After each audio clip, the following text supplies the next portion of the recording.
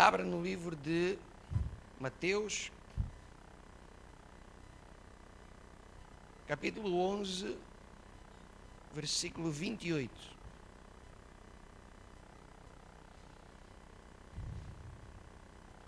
você não tiver a Bíblia, olha aí para um dos televisores, mas decora para depois em casa você ler. Amém?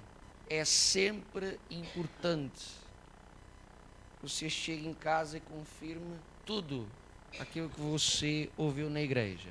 Amém? Então, Mateus capítulo 11, versículo 28.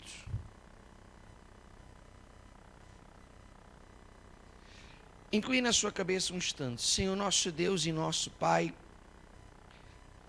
em nome do Senhor Jesus, que o Senhor venha tomar, ó Deus, a direção desse culto, ó Pai. Que o Senhor venha abençoar essa palavra e falar ao coração de cada um que aqui está na tua presença. Senhor Jesus, mais do que ouvir a voz do homem, que a gente possa ouvir a voz do Senhor nesta manhã, a falar com cada um de nós. Fala, Senhor, não aquilo que nós queremos ouvir, mas fala, Senhor, aquilo que nós precisamos ouvir para sairmos daqui prontos para vencer em qualquer situação, para a tua honra e tua glória, em nome do Senhor Jesus. Amém. Amém. Olha só, então diz assim, Mateus 11, 28. Vinde a mim, todos os que estáis cansados e sobrecarregados, e eu, o quê? Vos aliviarei. Versículo 29. Tomai sobre vós o meu jugo e aprendei de mim, que sou manso e humilde de coração, e achareis descanso para a vossa alma, porque o meu jugo é suave e o meu fardo é leve. Amém. Olha só, presta atenção. Tal como no tempo de Jesus, muitas pessoas ainda andam cansadas e sobrecarregadas. A vida é fácil. Para quem trabalha 8, 9, 10, 12, 16 horas, é fácil. Para quem levanta às 4 da manhã para ir trabalhar, para quem trabalha de turnos, que nem sabe que dia é ou que hora levanta, é fácil.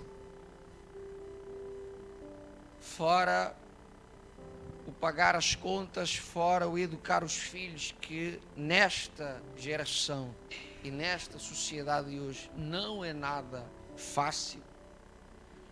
E como se não bastasse tudo isso, ainda temos o diabo para tentar infernizar a nossa vida.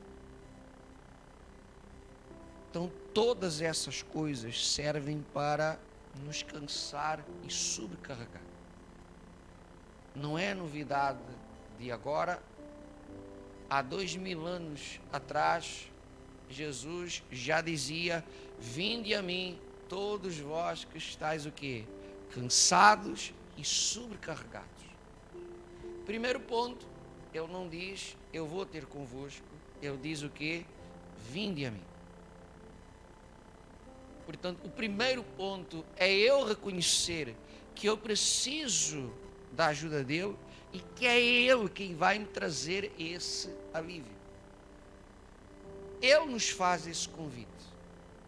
Vinde a mim, todos vós que estáis cansados e sobrecarregados. Porém, o método que ele dá, ele diz, olha, tomai sobre vós o meu jugo. Vocês sabem o que é o jugo?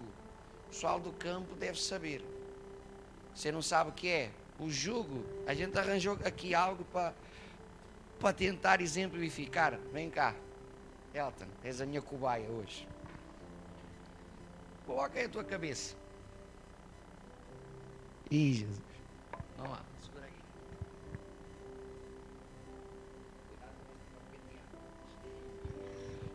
O jugo é um pedaço de madeira que junta, com todo o respeito, dois animais. Normalmente 2 bois, 2 burros, né? E o jugo ele era colocado para depois que os animais eles transportassem o quê? A carga em conjunto. E por norma, os 2 animais teriam que ser do mesmo tipo, do mesmo peso, até para que a carga depois não ficasse desbalanceada. E Jesus está a dizer o quê? Tomai sobre vós o meu jugo. Ele não diz que vai nos tirar a carga. Ele diz, olha, vocês estão cansados, sobrecarregados, então eu vou tirar tudo das vossas costas. É isso que ele diz? Não. E o jugo, ele era exatamente para unir os 2 animais. Sim? Ponto interessante, por onde um vai, o outro o quê? O outro tem que ir. Se apertar muito, paciência, reclama com a pastora. Por onde vai um animal, o outro também vai. Porque os 2 acabam por estar o quê? Juntos. Então o jugo era esse pedaço de madeira, depois com essas cordas ou algo, que os unia. Para dar condições para puxar a carga. E volto a frisar esse ponto. Jesus não diz, olha, eu vou tirar... A gente está aí antes que fique enforcado aqui. Sentem. Jesus não diz, olha, eu vou tirar toda a carga. Ele diz, não, tomai sobre vós o quê? O meu jugo. Aí o versículo 30 diz, porque o meu jugo é o quê? Suave. E o meu fardo é leve. Então, a primeira diferença está aí. Aquilo que o mundo tenta nos colocar é algo que vai nos sobrecarregar. Você vê os jovens a seguir muitas vezes pelo caminho do vício, drogas, álcool, tabaco, que à partida parece uma coisa muito fixe, interessante. Às vezes até para ser aceite pelos outros. Mas o final disso é o quê? Overdose, cirrose, às vezes prisão, morte. Muitos acabam por roubar tudo em casa, muitos acabam por, num momento de loucura, agredir alguém, às vezes até a matar. O carrego que vem sobre essa pessoa é algo imenso. O caminho da mentira sempre parece mais fácil ao princípio. O problema é quando se é o quê? Apanhado, descoberto. E a Bíblia diz que não há nada em oculto que não seja revelado. Tudo aquilo que o mundo hoje em dia nos tenta, sabe, colocar nas costas, muitas vezes parece até bom, parece ótimo, parece a melhor coisa. Mas isso vai acabar por nos cansar e sobrecarregar. Viver com Jesus é uma vida sem carga, sem trabalho, sem luta? Não. Coloca aí o versículo 29, anda aí para trás. Olha só, Jesus diz assim: tomai sobre vós o meu jugo e aprendei de mim, que sou manso e humilde de coração. Se nós fizermos isso, qual é a garantia que Ele nos dá? Achareis descanso para a vossa alma. Se olha hoje em dia para as pessoas, e a maioria vive em depressão, ou seja, a alma da pessoa está inquieta, desesperada, confusa. Não existe esse descanso na alma. E a resposta, o porquê disso é evidente. É porque a pessoa ainda não tomou sobre ela esse jugo que é de quem? Que é de quem? Jesus. Ah, mas eu estou na igreja. Jesus ali fala em religião. Deixa eu já fazer isso aqui à parte. Então quer dizer que eu não tenho que vir à igreja. Foi isso que eu disse? Não. A igreja é importante. É exatamente por você estar aqui hoje que você está a ouvir essa palavra. É exatamente por você estar aqui a congregar que daqui a uns instantes você tem oportunidade de abrir o seu coração e ser você a convidar Jesus a entrar no seu coração. Então, a igreja é importante. A própria Bíblia nos adverte para nós congregarmos. Não tem essa história de eu sou a igreja. Você é membro do corpo de Cristo e templo do Espírito Santo. A igreja é o conjunto dos membros, a congregação. Só que a igreja por si só não faz o quê? Nada. Sexta-feira a gente falava sobre um versículo que está lá em Tiago, que diz o seguinte: o corpo sem espírito está o quê? Então, a igreja é o corpo de Cristo. Mas se em mim não passa o espírito, eu faço parte do corpo, mas estou a mesmo o quê? Morto espiritualmente. Se eu quero descanso para a minha alma, eu tenho que tomar sobre mim esse jugo que vai me ligar a quem? A Jesus. Então Jesus não nos diz, olha, eu vou tirar todo o trabalho, toda a luta, e é por isso que vocês vão descansar. Não.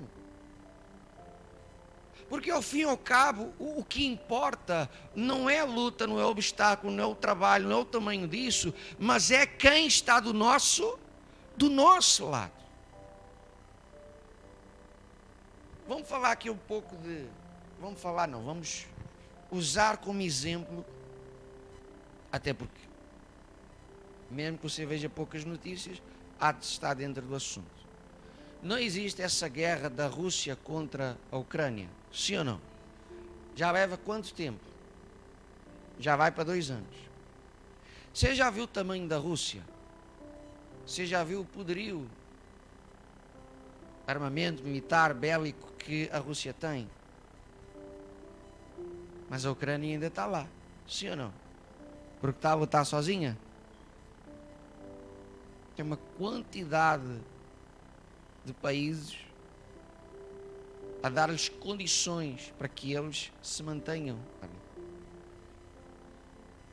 Atenção que agora aqui a ideia não é se é certo, se é errado, se está, quem é que está certo, isso não vem ao caso.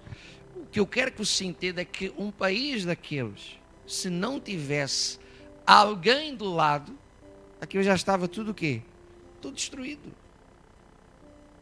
Tem dias que parece até que a Ucrânia está a vencer. Então, lutas sempre vão haver. Luta para acordar de manhã, seja para ir para a escola ou para o trabalho. Luta no dia a dia, porque cada um tem o seu feitio. É difícil conviver com o ser humano. Seja familiar, seja colega de trabalho, colega de escola, seja às vezes pessoas na rua que a gente conheceu agora. É difícil lidar com o ser humano. Portanto, sempre vão haver obstáculos, sempre vão surgir problemas. Quanto mais não seja, você vai ter lutas por causa da sua fé e da sua crença.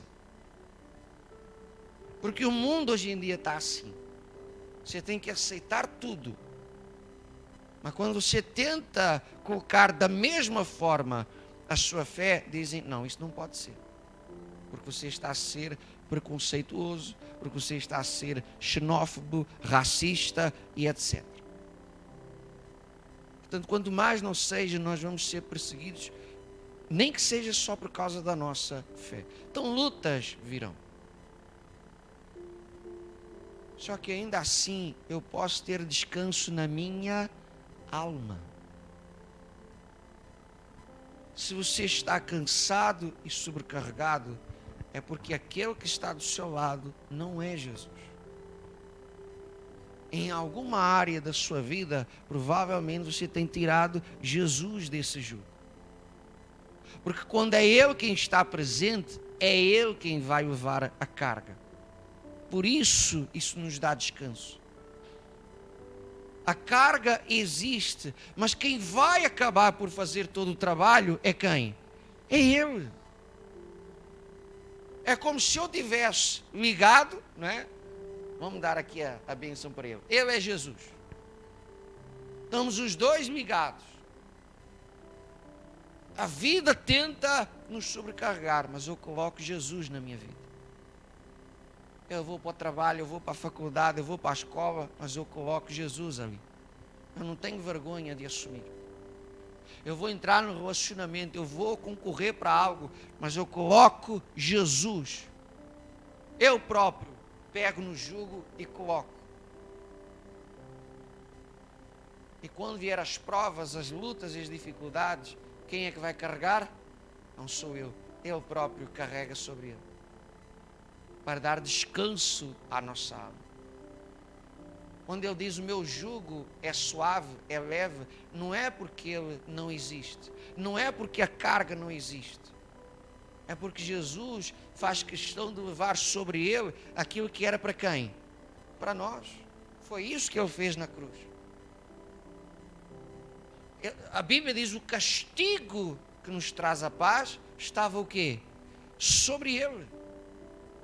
O que era para nós sofrermos, o que era para nós pagarmos, ele sofreu no nosso lugar. Portanto, quando nós nos colocamos em aliança com quem? Com quem, gente?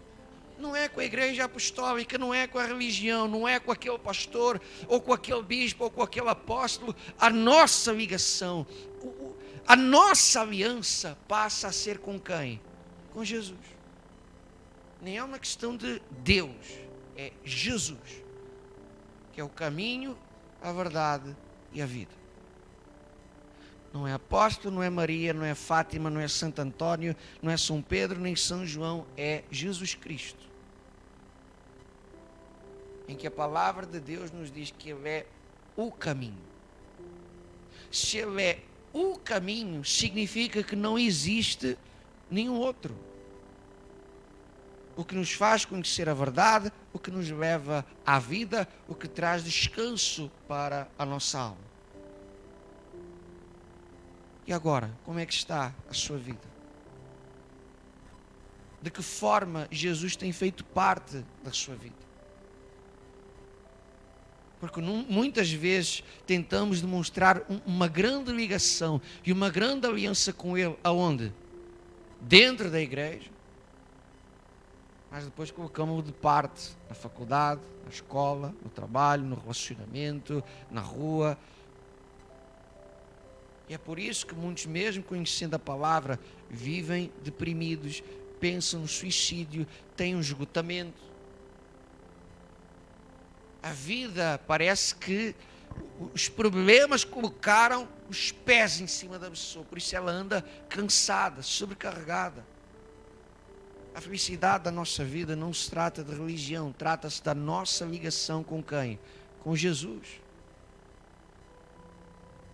Portanto, de que forma, até que ponto Jesus tem feito parte da sua vida? E ele já começa por dizer, vinde o quê? Vinde a mim.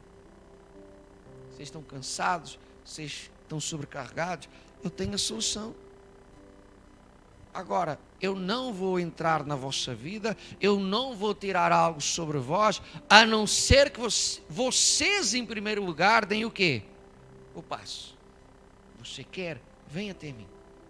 Se você vier até mim, eu vou dar descanso para a sua alma. Eu vou tirar esse peso, eu vou tirar esse carrego, eu vou suportar a carga, porque eu vou estar juntamente contigo. Então, entenda essa parte, mais importante do que as lutas, porque muitas vezes existe esse conceito errado. Agora eu estou na igreja e nunca mais vou ter problemas. É isso? Por favor, pensa comigo. A Bíblia é a palavra de Deus, certo? Você crê nisso? Esse é o primeiro princípio. Diz, eu creio que aquele livro, aquilo é a voz de Deus, aquilo é a palavra de Deus. Ótimo. Em algum momento ali diz que vai ser fácil? Porque ser cristão é uma aventura. É vale da sombra da morte, é deserto, é laço do passarinheiro, é o diabo que anda como adversário ao nosso derredor. É uma aventura ser cristão. Então lutas e obstáculos eles vão surgir. Mas de facto, aquele que crê em Deus, aquele que se liga a Cristo, a Bíblia já te vai dizendo: tudo posso naquele que o quê? Que me fortalece. Tudo é possível àquele, por causa do amor dele, nós nos tornamos mais. Então nunca nos diz que vai ser fácil, mas sempre nos garante o quê? A vitória. E quando se olha para um verdadeiro cristão, a maior diferença na vida daquela pessoa não é um carro melhor, não é uma casa melhor, e não estou a dizer que isso não acontece. A grande diferença que se encontra num cristão, num filho de Deus, é exatamente a força que a pessoa tem. Às vezes está a passar pela maior luta da vida, e a pessoa ainda está com um sorriso na cara, ainda a dar força aos outros. O outro tem um probleminha assim, está desesperado, quer morrer, a minha vida vai terminar, não é? O jovem hoje em dia, se lhe tirar o telemóvel, já é o fim do mundo, já vai morrer. Parece que lhe arrancaram o coração. O cristão às vezes está a passar com um problema com os filhos, uma luta no casamento, uma situação financeira às vezes que a coisa está apertada. E o fulano está lá com uma força incrível, porque sabe que no final vai dar o quê? Tem descanso na alma, porque sabe quem está do seu lado. Eu sei que a carga é grande, mas Jesus, Ele me dá força, Ele me ajuda, Ele carrega. Portanto, eu só tenho que seguir o quê? Caminhando. O segredo está aí. Diz, eu quero vencer, eu quero essa força. É simples. Abre o coração e convida Jesus para entrar e fazer morada. Agora, não é abrir a porta aqui e fechar a porta assim que você sair da igreja. É manter a aliança com Ele em qualquer sítio, em qualquer lugar, diante de qualquer situação. Porque muitas vezes quando entramos por aquela porta, a gente mete a cabeça e coloca o jugo. Mas depois em outras áreas a gente não quer, até para que Jesus não nos dê um puxão de orelhas. Só que quando Ele não está na equação, quando Ele não faz parte, a vida vai nos sobrecarregando. Agora entenda, a decisão é sempre nossa. No mundo espiritual, nada pode nos forçar, nem o diabo. O diabo só pode entrar na minha vida se eu abrir a porta para ele. E a porta que se abre para o inimigo entrar é o quê? Você sabe? O pecado. A serpente pegou no fruto e enfiou pela goela abaixo da Eva, foi assim? E foi correr para Deus e dizer, olha, ela comeu. Foi isso? Foi falando, não é bem assim. Não, Deus está a vos enganar. Deus sabe que não é dessa forma. Mas a decisão foi de quem? A decisão foi do ser humano. Não vamos colocar as culpas só em Eva. Adão também teve culpa. É ou não é? Vai deixar a mulher a falar com a serpente sozinha? Deu asneira.